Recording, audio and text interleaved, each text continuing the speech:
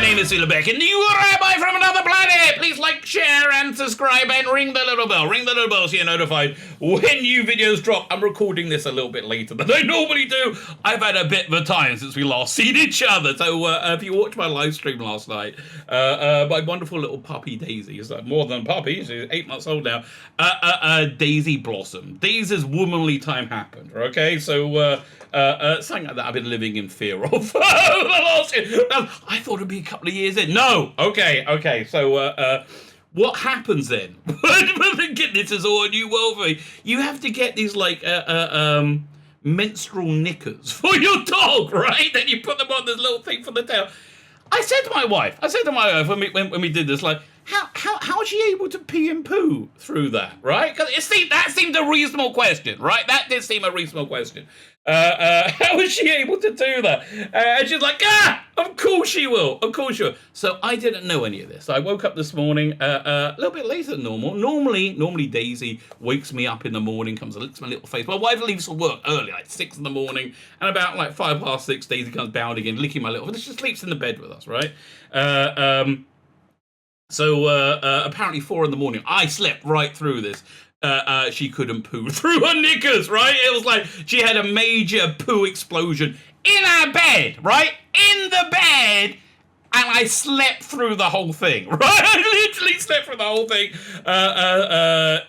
Normally I make the bed in the morning. I saw it was a little bit soiled. Okay, it wasn't looking, not on my side, let me be clear, right? A little bit soiled. So it was about time to change the sheets anyway, but I'm giving them a super extra wash, right?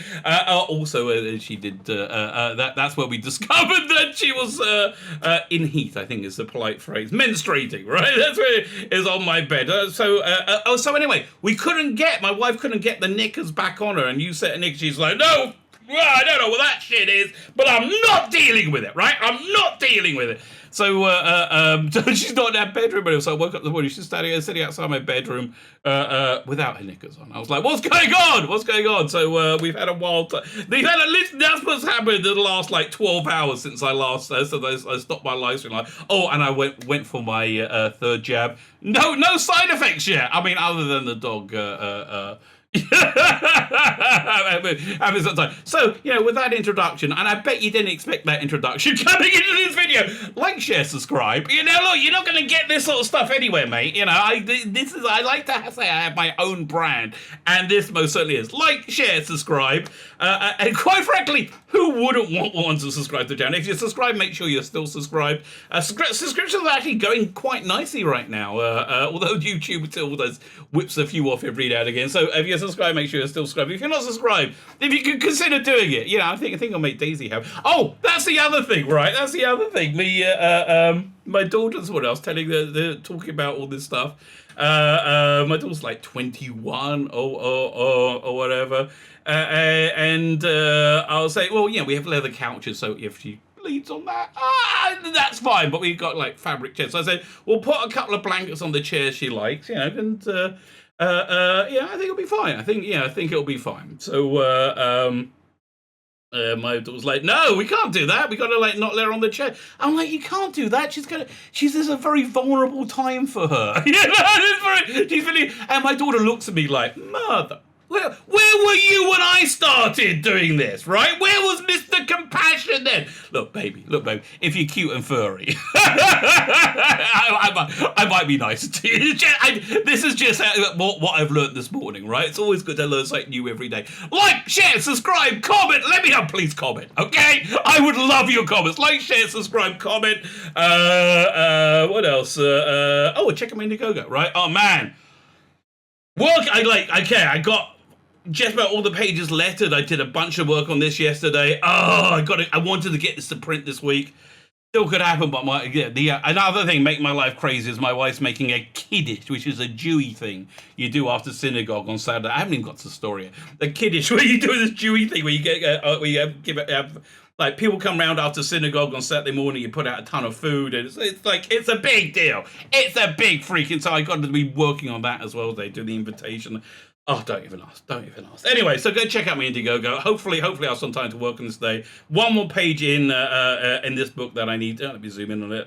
because we added pages into this book. They're freaking awesome, right? One page I need to letter, and I think, oh no, I thought this book was ready to put to bed, but I remembered we added in 5 pages, right? And in the book you get the full script. And my commentary on the script and all of the artist, Dominic's sketches and everything. So I like to give a good package. Anyway, so I remembered, right, as I'm doing this, wait a minute. We added 5 pages in. So I got to find the script that I sent to Dominic, add that in, added my commentary. I might be able to get all that done today. And then I think we should be able to get all the other design stuff done by tomorrow. Maybe it's, again, all down the bloody Guinness. So anyway, this is 105 pages long. What is this? It's 105 pages long. It's a love letter to telefans in the 1960s. Imagine James Bond, Emma Peel, the Doctor Who, a monkey in the spacesuit, and the Black Slap from 2001, and a bit of Prisoner, a bit of Thunderbirds, a bit of Callan. I got Lonely in there as well. Tons of fun, tons of extras, tons of backup strips. It's great. It's fantastic. And then there's this book, Biblical Bible Stories, Atheists, Creationists, Rationalists, and Rogues. Me being super anal. Okay, I just spent like 2 weeks remastering the remaster of this. To make it slightly better, like in a way that only I would notice.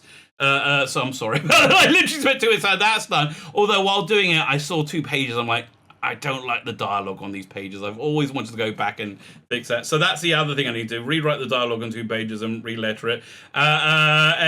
So we got those 2 books. If you buy the books, you get a bunch of extras. You can get the extras on their own. I think the extras are only going to be for this campaign. So if you want them, now, so I'm like $40 away from $9,000 as well. Okay, so if anybody wants to back it, that'd be awesome. So you get this poster, you get 4 the male gaze cards. The male gaze is going to continue into my next campaign, right? But like that, Judge Answer's great. Bit of Perry action. Oh my, Councillor Troy, and the Forces female, and we got posters. There's a whole bunch of. Just go check the video notes. It's right there. Fine. Let's turn that off. Fine. So actually, shall we look at the story? Would that be a good idea? Like 8 minutes in, we'll look at the story we're talking about. Doctor Who's a bit of a strange place. Yeah, much like Daisy and me right now. Doctor Who's in a bit of a strange place, right? Where Jodie Whittaker and Chris Chibnall announced they left, leaving, and then the floodgates open for everybody saying, "Oh, it's the worstest ever." you know that thing we were saying was the bestest ever, like relentlessly non-stop bestest ever. Oh, if you don't like it, you're a bigot. Oh no, you don't like her being stunning. Yeah, they turned out they're all lying out their asses for a number of years. They all go, "Oh, it wasn't very good, was it?" No, good. The writing could have been a bit better, if I may quote Chris Chibnall. So now. I think they're just looking for something to change the narrative, right? Because it's really not been very good for the official Doctor Who. Phillip Hinchcliffe, the producer from 74, so like probably one of the greatest producers of Doctor Who. Started with Tom Baker and then went through to about 3 years with him, I think. Right, and he worked very, very closely with Robert Holmes. There's a great interview with him on the Blu-ray set, season 12, I think. Yeah, season 12 Blu-ray set. Fantastic interview where you get some great insights. But he says, basically, look, the Phillip Hinchcliffe era wasn't really the Hinchcliffe era. It was the Hinchcliffe-Holmes era. And without Holmes, and so basically they really went heavily into like this steampunk feel, like horror and science fiction together. I was watching what's it called again? Web of Fear. I was watching Web of Fear last night. I was actually going to do a review of that. Oh yeah, I might record that today. I was watching Web of Fear, so I can do a review. Fantastic story. That the great intelligence in Yeti. Oh man, would I love to see a Phillip Hinchcliffe, Robert Holmes, Tom Baker sequel to that. That would have been, fan-dabby double dozy. Would I like that? An awful lot. So anyway, Phillip Hinchcliffe, he's doing new stuff for Big Finish, kind of trying to do it in the vein of what he's doing. So they're really like focusing us. So I noticed this article, and I think it's a subtle dig at the current era. Phillip Hinchcliffe, I was pushing the envelope on Doctor Who, but not irresponsibly. As opposed to anybody else. You get like, do you think Chris Chibnall was pushing the envelope very, very irresponsibly, right? Could that be? So let's read this article, and then they tie it together. They have to bring in a bit of Timeless Children because they can't let it go, right? They can't let it go. Let it go, mate. Let it go. Although the next the season's 13 is all going to be about the hunt for the timeless children or whatever. Hinchcliffe, who produced some of BBC Sci-Fi's best love stories, is back for a new set of adventures at Big Finish. It's one story. It's not a set of adventures. It's one story. I'm one episode in right now. It's not bad. It misses Robert Holmes, right? He writes it with Mark Platt, who's very good. He's a good stand-in for Robert Holmes, but it's not Robert Holmes. In the spring of 74, age 29, Hinchcliffe was appointed the producer of Doctor Who. I tell you, and I'm really glad for the old school network nepotism that gave him a job right out of, what was it, Cambridge or whatever. Because he was pretty good at the job, right? He knew what he was doing. Together with scriptwriter Roy Holmes, they were going to cross on the most acclaimed stories in the sci-fi show's 58-year run. Almost 5 decades on, Hinchcliffe has returned to the worlds of Doctor Who, collaborating with audio drama producer to put out a new collection under the Phillip Hinchcliffe Presents banner. The arrange kicked off in 2014 with its fourth volume and continues with its fourth volume, the God of Phantoms, out today. I didn't even know it came out by that. I was busy listening to the Secrets of Death section. That's another thing I need to review. Bit disappointing, by a bit bait and switchy. Yeah. I guess I'll get to that when I do the review. David Richard, Big Finish senior producer, approached me and said, "Have you got any old stories from your era? Have you got anything we could flog?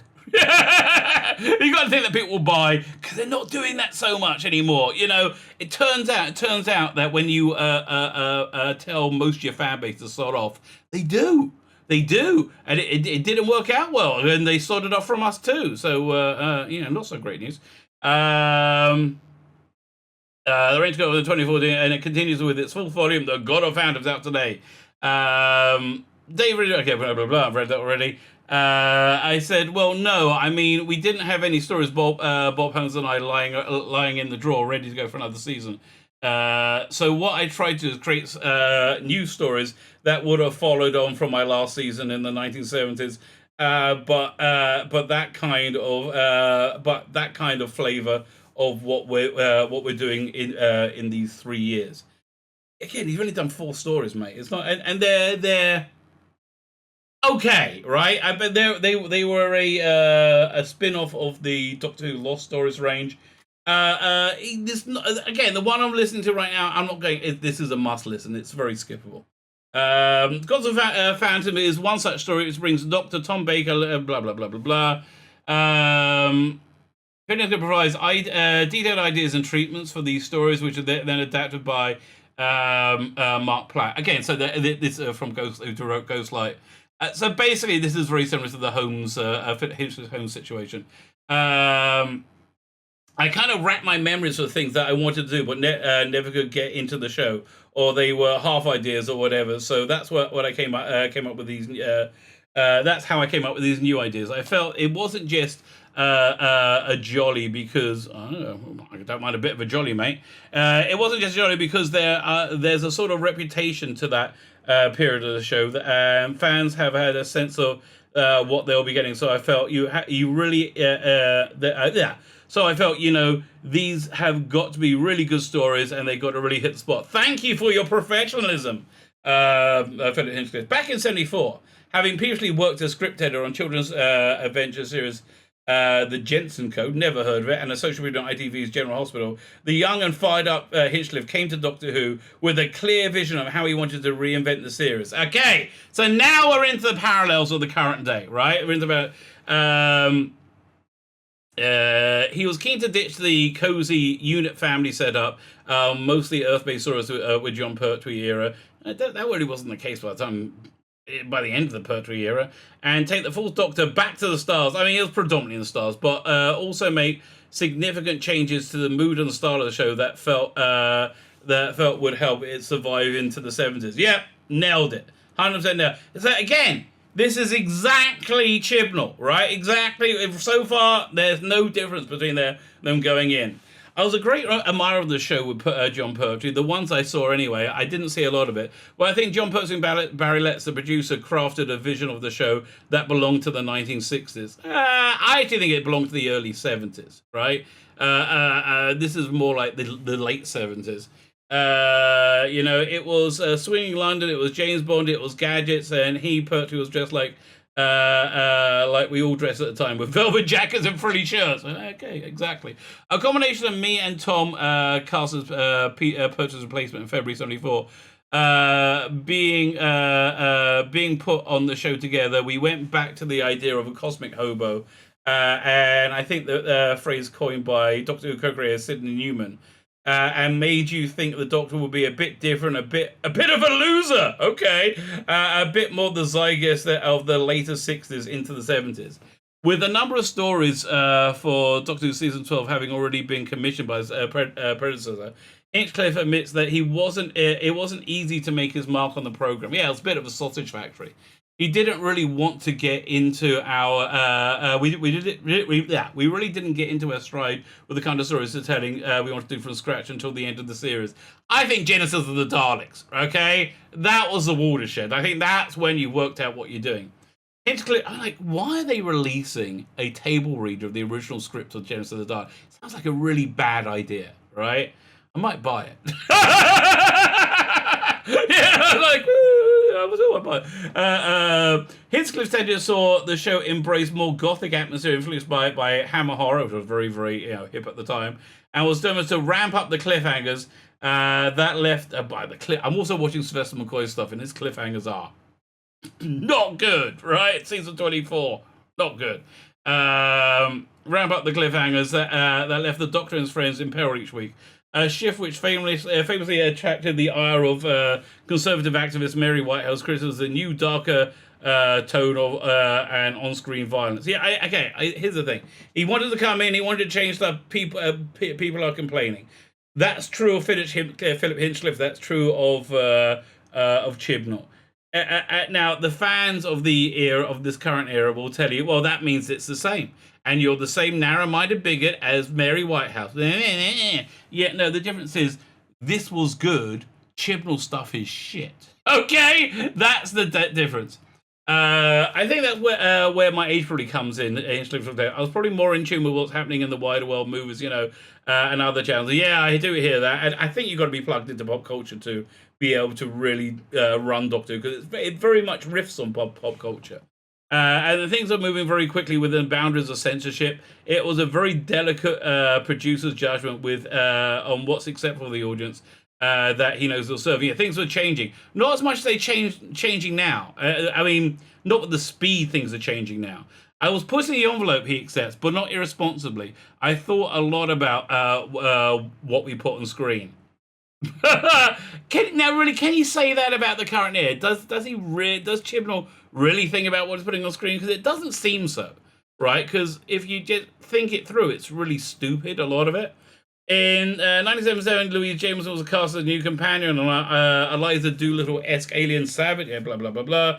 I think the thing about Philip is that he's not a compromiser, okay? With an incredibly clear vision that keeps whittling away until that vision is realized.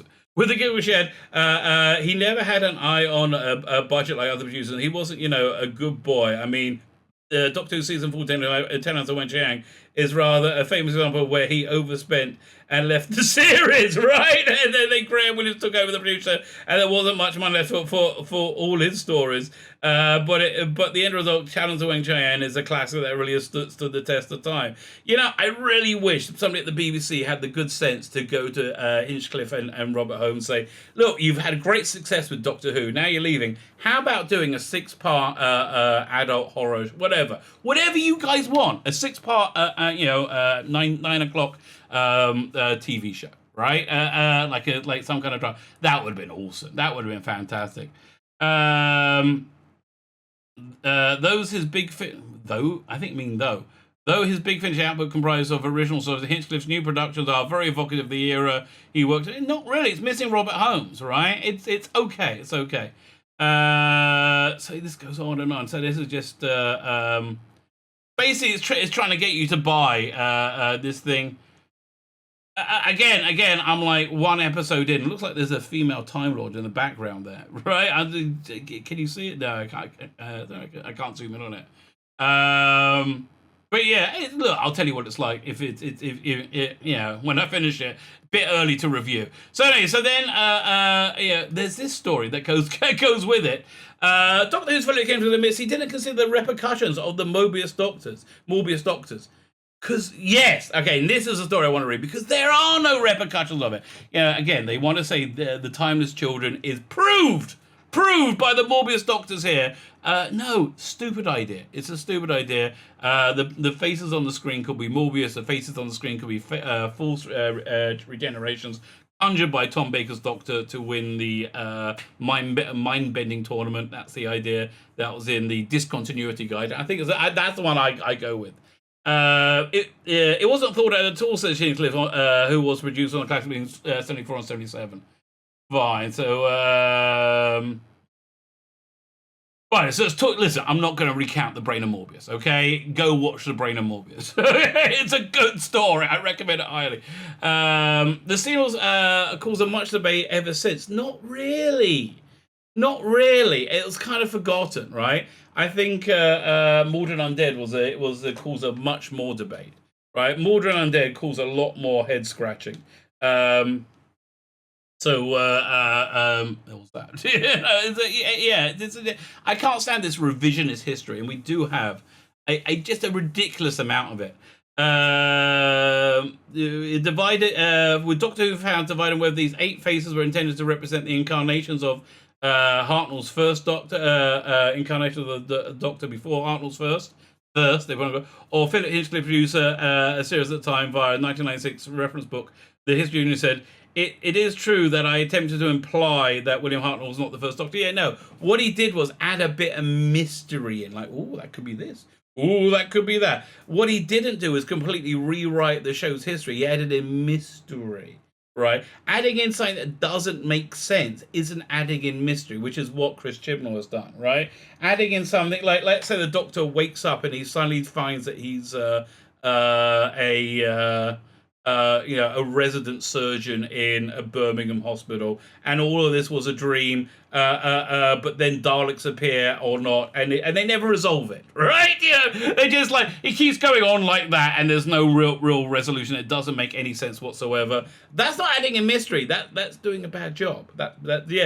Mysteries must be mysterious. Now, do you think the Timeless Children is mysterious? No, it's not at all. It just adds in a bunch of nonsense. Doing the Radio Times to promote cause the fans of his latest blah blah blah blah. Hinchcliffe said these so-called Mobius Doctors wasn't thought out at all. Yes, that's exactly the point. It was a throwaway bit of fun that Chris Chibnall now has used to justify destroying Doctor Who, when the real reason that he's done this is to make the Doctor less white and less male, because he's a babbling racist. That's why. Hinchcliffe Band originally had been featured well-known actors in these pre-Hartnell Doctors for something of a throwaway gag, but these plans were disruptive, meaning, that would have been fun, wouldn't it?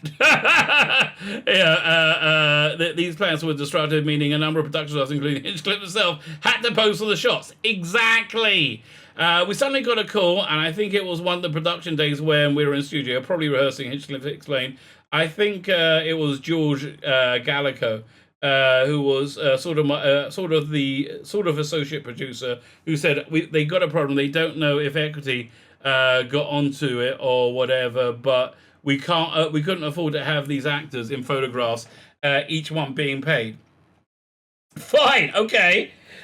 He said we need as many people as possible down in the photographic studio now. So anybody who was in that, they could have actually taken still shots from, like, I don't know, Top of the Pops, people like dressing like or whatever out. I think they have complete control over that content, don't they? We need couldn't they take like pictures from other period dramas? Seems that would have worked. We need, because again, the BBC own the rights to all of that. Do you need to pay residual? Yeah, so that thing with equity. So okay, that's that. We need as many people as possible down to the photographic studio now. So anybody who's in that they work on the show, or he could be grabbed during the lunch hour, was corralled and marched down to wardrobe. I think Doctor Who writer Bob Banks Stewart happened to be there talking about another strip, so he marched off. Which one's Hinchcliffe, by the way? That was that one, the third one there, top row, number 3. I think. Right. So we all piled down there, and they got these funny hats, and they shoved us in front of the camera. It was totally ad hoc, really. It wasn't thought out at all. In fact, I don't think script editor Bob Holmes or any of us really thought about the repercussions of all these previous incarnations of the Doctor. We hadn't really thought about it, because it's a throwaway gag.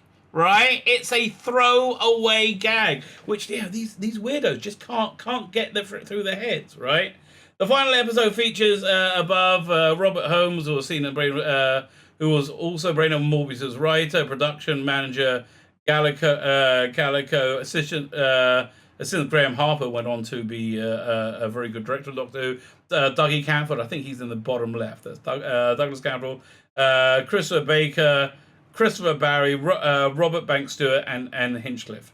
Though the production team of the time didn't expect this moment to have far-reaching consequences, Doctor Who returned to the notion of versions of the Doctor before the Hartnell's first one in the most recent series, with Joe Martin's future Doctor being revealed to be such an incarnation. No. Like, really, you can't even talk about your own bullcrap correctly. That is not the case. No. We don't know where she is. We don't know where she's from. Dr. Jodie doesn't remember, and she doesn't remember Dr. Jodie. Right? Could be. Nobody knows. I mean, you got that weird Brendan thing, which I think was designed to make people think we're watching Call the Midwife, so they might like stick with it. But no, it just wasn't very good. I don't know what to tell you, mate.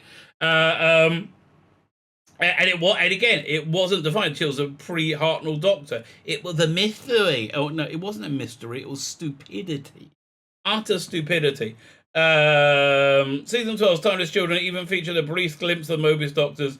Yeah, I know, in a particularly stupid sequence, which the Doctor, Dr. Jodie, I should say, uses her all her memories to overwhelm the Matrix because she's billions of years old, apparently, right? And there's billions of incarnations because she's not a timeline. Again, just stupid. During a scene in which the Doctor broadcasts the memories to escape the Matrix, just the stupidest thing ever. Again, yeah. Does Chibnall really care about what's on screen? Because it seems like not, right? It seems like not so much. But yeah, there you go again. They're desperately trying to say, look, Morbius Doctors, Morbius that. And now they're saying, oh, I don't know. It wasn't really intention at the time. Ooh, look. Let's just be real. Let's just be honest. The Timeless Children is going to be forgotten. It's gone. It's over. I mean, like, when Chibnall's reign is done, it's forgotten, and forgotten for good. The BBC knows what a crushing failure this era has been, and they don't know why. I think some factions do know why, but I don't think they. Maybe they do, maybe they don't. We might get more of that. We really won't know what the BBC think until there's a new production team announced for moving forward with Doctor Who. My guess would be 2023, maybe, or 2024. I mean, they want it to continue because it makes money. Well, at least it has the capacity to make money under a competent showrunner. But I do think it's going to go forward. I guess we won't know anything until they put a new production team in place, and we really won't know much until that production team produces anything. Like, I guess we'll work out if like Ollie Alexander is cast as the Doctor and he's cast as a female Doctor, right? I guess we'll find out where the production team is holding then. I don't even know if the BBC is still going to be around by 2023 or 24. It seems to me they are in deep free fall.